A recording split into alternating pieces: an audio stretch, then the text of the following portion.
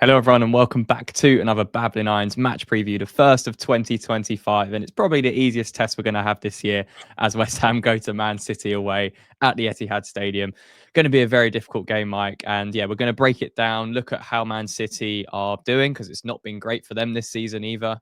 Definitely been an off season for them, and how West Ham are doing, and any particular areas of weakness West Ham can look to exploit going into this game to try and get something in return. So yeah, if you do enjoy the breakdown, make sure to leave a like, subscribe to the channel. And Mike, just starting off, firstly, tailor the tape. Man City on 31 points to our 23. They've scored 32 goals to our 23. They've conceded 26 to our 35. And they find themselves in 6th compared to our 13th. When we look at the expected data, Man City are kind of on par with where they are. They're slightly performing a little bit better with 29.98 expected points compared to West Ham's 20.07. Their XG of 37.40 is better than ours at 28.83. Their expected goals conceded is 31 to West Ham's 40, which is, I think, the 4th worst in the league for West Ham. And Man City should be roughly in 8th, while West Ham should be in 15th. So both teams slightly overperforming in terms of where they are in the league table right now. Before we even talk about West Ham, what's going on at Man City, Mike? Why have they seen this big drop off so far this season and find themselves in quite a difficult situation going into 2025?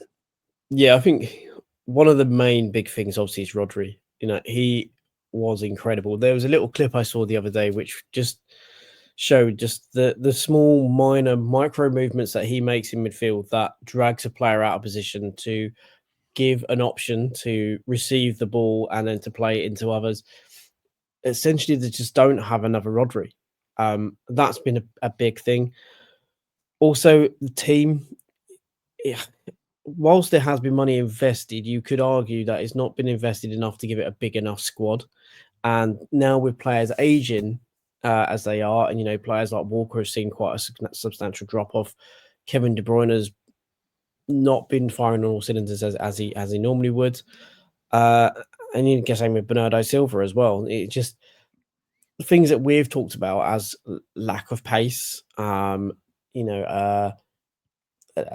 aging team who are maybe coming to the end of their peak powers and maybe are slightly on the wane. Granted, they're still exceptional players, but they maybe also they've maybe lost that slight bit of spark that's been keeping them going for so long as well, because there are players that are coming towards the end of their contracts who are maybe looking to leave. So there's probably quite a few factors in there for City, and it probably does need a complete, not overhaul, but it probably does need an injection of something new. And probably does need a much fresher approach. Not saying that's fresh in terms of getting rid of Guardiola, but bear in mind, this is a man who's said many years that staying at a club for longer than 3 years, he feels is kind of, you lose your, not only kind of, not necessarily your passion, but you lose the delivery of your message starts to wane. And Yeah.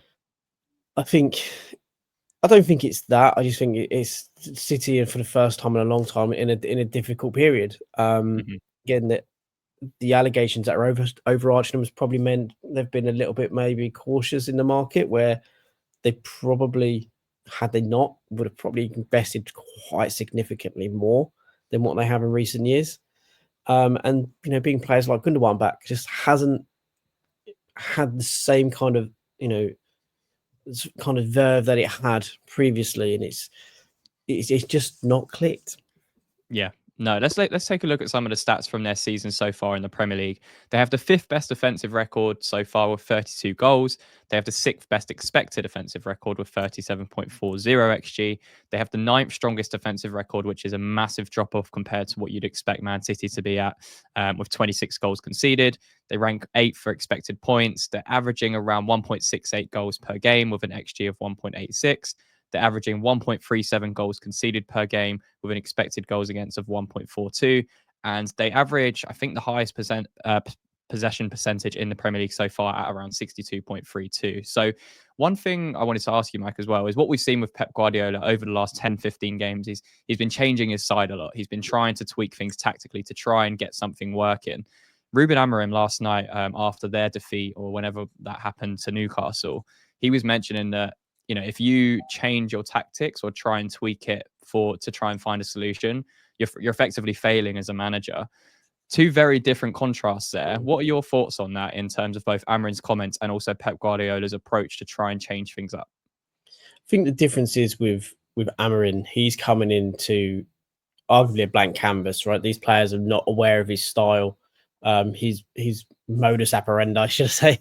So for him to change, I can understand what he's coming from, and this could also maybe apply to Lopetegui in the sense of, I'm here to instill a certain method, and I need to get that method in before then I adapt and I amend based on the league, the players, etc. First, I need to instill what my methods are and get you playing to that before then I can give additional messaging and additional changes. I think with Guardiola, he's looked at his team and he's trying now to find ways in which to get the best out of them. And when he doesn't have a Rodri, he has to adapt, because he's pretty much Man City's game in the last few years been predicated on Rodri being this dominant force, not only in possession, but out of possession. And, you know, he won a Ballon d'Or. This isn't just a average player we're talking about. This is last year's world's best player. And he has been an insanely good player for quite a period. And to lose someone who is so integral to your setup, you can understand why Pep has been trying to tweak and change things to find ways in which to get the best out of certain players. And I think that's why it's had to happen. And I understand where both kind of come from. And I get Amarim's point because he's new in. I feel that his point is that he is new and he needs to instill his philosophy, his ideas. And if he now completely changes them and maybe goes to say what Ten Hag did, for instance, which was just try and hunker in and just play on the counter attack and nick points, which they were doing, is not the way forward. And if he does that, that is him admitting defeat. And again, you know, he's a young aspiring manager. He doesn't want to, about 10 games in, whatever it is he's at, to just completely throw his whole identity away so early just to essentially get results. Yeah, I think it'll be interesting to see what Man City do in this January transfer window as well, because as you mentioned, Rodri is a huge miss and they didn't really have that replacement to come in and fill that gap waiting to go. Normally their squad depth's been quite good, but I think, as you mentioned, their summer transfer window wasn't the best. They let players like Alvarez go, so I think Haaland's played every single minute in the Premier League for Man City this season, so there's almost an over-reliance on and an over-dependence on players to perform, which is so incredibly difficult to do in the Premier League at such a high level. And if you don't have that freshness, like you say, Bernardo Silva, Kevin De Bruyne, these are all players that are aging. You know, Kyle Walker, as you mentioned previously as well. So it's very difficult to sustain that unless you're freshening up. They've tried to do that with a few of their signings, the likes of Savinho, who got his first goal at Leicester away in their last Premier League game. And he's been playing pretty well. But by and large, they've struggled in that midfield area and they've just been so easy to counter-attack. Moving on to West Ham, Mike, we've got the players to counter-attack with. We just haven't been that effective with it. Can you see us almost going back to, I mean, what's the approach going into this game for Julian Lopetegui? Because we tried to be a little bit more expansive at, say, Tottenham away. We got torn apart. We've played some really big teams this season and got absolutely torn to shreds, especially at home. You know, that 5-0 defeat at Liverpool is still fresh in the mind from a few days back. What's the approach from Lopetegui and West Ham in this game? Yeah, I think we're constantly in this awkward halfway house of stick or twist on what we do. You know, Bournemouth, I think, were a really good example of City, obviously in that phase that they were in. If you're able to step onto them quickly, you can start to not only reduce space properly and efficiently, you can actually start to cause them problems. Again, because they didn't have a Rodri in there who is pretty much beyond press resistant and really smart in how he kind of takes positions and receives the ball, that you are able to kind of get the ball and counter punch them quite efficiently. For us, I'm not sure we have the mobility in midfield to do that. Man City are going to hold the ball, so hunkering in might be the idea. Again, obviously, when we look at, say, Everton under Sean Dyche, and I think they got a 0-0 draw against Man City, or 1-1 draw. again, that was playing, being tight, being compact, and then trying to hit on the break. Our problem is we haven't really been efficient on the break at all this year. You would kind of think with Kyle Walker struggling, even for pace this year, maybe go for the Somerville, Bowen, and also go with Kudus playing. You can get two wingers in their favourite position. Yes, Bowen is not then playing in his favourite. However, Man City will play a high line. You have three players with good pace who you can try and get it in behind. Man City's, fullbacks, as we know, will push high or invert in, which means you're going to have space in the wide areas. In some ways, I would kind of sacrifice, the wings and just essentially say to Man City, we're going to completely close down the centre. We need 100%. We need to shorten the gap between our centre midfield and also our centre backs. And as I say, in some ways, I would sacrifice some spaces. I would be turning around to the likes of Alvarez and say, I need you just to hold that middle. I don't want to see you going out to the left-hand side. If we have a 2v1 out wide, it's fine. We're gonna accept that because we're going to ask Man City to put the ball in the box. Now we know Man City are an incredible team when they're in full kind of flow. Cutbacks, etc., low crosses against that they've scored from in the past, but I think it's our only way. We need to protect the goal, and not only do we need to protect the goal, we need to then be very efficient when we get forward, and that's something we haven't arguably been that good at this year. Yeah, no, I completely agree. Let's look at what the predicted lineups could be going into this. There's obviously probably going to be a few changes from this, but Man City on the left there, that's how they lined up away at Leicester in their most recent 2-0 win. So they could make a few changes there. On West Ham side, again, it begs the question as to how we're going to line up, Mike. I think what you touched on there is pretty bang on with having a front three of Somerville, Bowen, Kudus could potentially cause Man City a lot of problems going the other way. For the rest of our West Ham team, is this how you would set up if you were Lopetegui going into this? Would you make any alterations here? No, I think that's the logical one. I would probably be asking Wan-Bissaka and Emerson to be far more disciplined than what they have been, and by that I mean essentially just sitting in there and keeping four back. The same with Alvarez. I would just be saying to that back four and Alvarez, I need you guys to hold, and I'm going to rely Somerville, Bowen, Kudus, Paqueta, and Souček to be the guys to try and counter, to break down.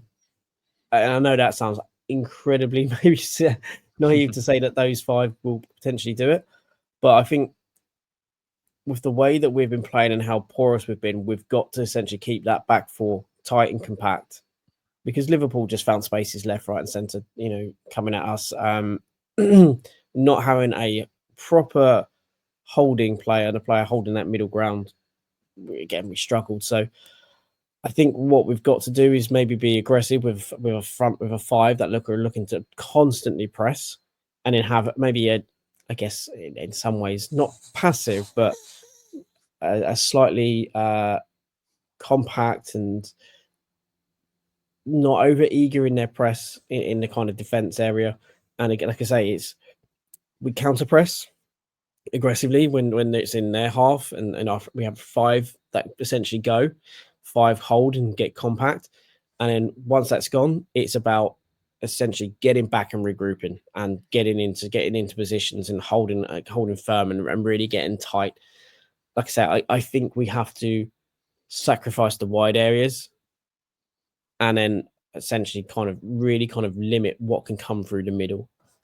If we can do that, we maybe have a puncher's chance. But again, City have just decided to, at this point, arrest all of the defeats they've had. They've got a couple of draws, got a win. So it's just typical, just as West Ham kind of rock up, that City decide to, potentially knock this bad run on the head and find their feet again. Can I push you for a score prediction in this one? Genuinely, I can't. I can maybe see us getting a goal, but I can see it being much like it was before, like a 3-1 defeat. Yeah. I just don't have any real faith in us to do anything. We just seem to have such a massive lack of discipline. Now, I don't entirely know if it's completely down to the players or if it's down to how we are or how we're meant to be setting up tactically. But we just seem to be a bit devoid of a clear plan. And again, I just think we're not using the players in the best way. And we've said it before that on paper, at the moment, it looks like our transfer window was awful. I actually still think we had a good transfer window. Yeah. I think it's been implemented incredibly poorly by the manager that we have. And at the end of the day, that's because we have a chairman who makes decisions for himself and for the benefit of others who have an invested interest in their own self. And he would much rather serve that than the football club he owns, runs, and showing the due respect to the people that he employs to do a job in which to benefit the club. And I think that's why we are where we are, because we've got in someone who just basically wasn't suitable for the job. Yeah, I mean, it'd be interesting to see what does happen in this January transfer window. But yeah, this is going to be a huge game for West Ham.